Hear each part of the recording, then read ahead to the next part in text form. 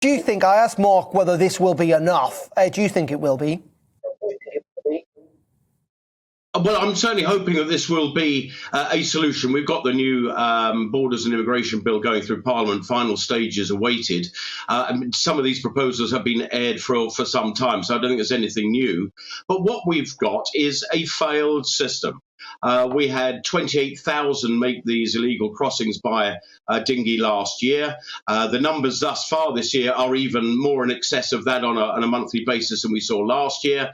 And 600 arrived just yesterday. So whatever we've got is not working. Of course, this could have been solved had France, taken up that help that was offered by the Prime Minister for us to actually assist them in the patrol of the beaches to stop the beach incursions and people actually launching from the beaches. That, I think, could have stopped things very quickly. But for whatever reasons, France don't seem to want to do that. So we're reaching for offshore processing. I know it sounds fairly high stakes, and it is, because nothing else is working. And let's not forget, we are spending currently £4.7 million per day on hotel accommodation for people who've been using these irregular routes. That can't continue, £1.5 billion per year. So this is new, and it's all about discouragement of the people traffickers coming to use these routes, earning millions of pounds probably on every day. This is what's got to be stopped. And let's hope that this can finally put a lid on these irregular numbers coming through, because I have to tell you, my email inbox on a daily basis is full of these concerns, and I'm not surprised at all. This looks like failure.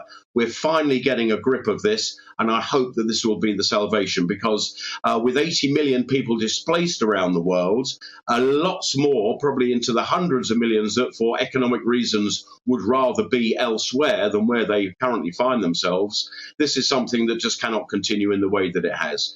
This is a tough measure. Yeah. I fully support it, and I'm hoping it will pay dividends. I mean, isn't that the bottom line, though? Because the alternative is that you essentially have a safe way. The reason these people are getting on boats is because there is no way for you to get to the UK to seek asylum legally. So that's why you have to do it illegally if you want to.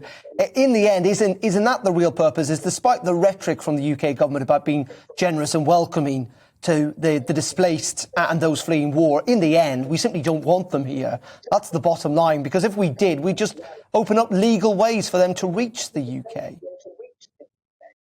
Well, I think saying we don't want them is a little unfair. We have got various schemes in place, not least the Ukrainian one, Syrian, Afghan, the BNO scheme for Hong Kongers. That amounts to 185,000 people. That's a lot of people. That is, that is very much in the top league around the world of doing the right thing for people who are facing problems. So saying that we don't want them, I don't think is at all fair. But it would be unique if Britain was the only country that allowed, applications to be made while in France. I mean, let's go back to what the basics of what asylum and immigration claims are all about. It's about escaping danger and persecution.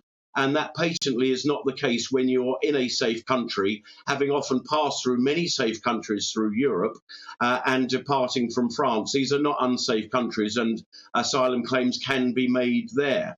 Obviously, the state of the almost shanty towns that exist in northern France are very, very unpleasant. And, I don't blame anyone for trying to escape them.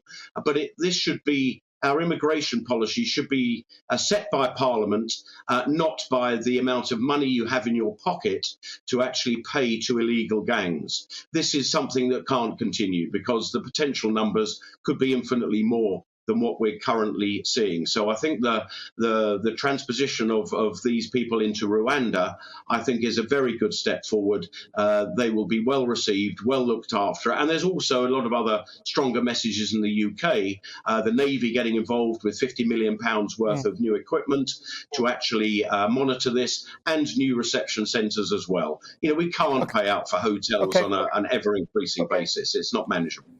OK, Craig Mackinlay, thank you very much indeed for joining us this afternoon on GBNews. That's the Conservative MP down there in Kent. Craig, thank you.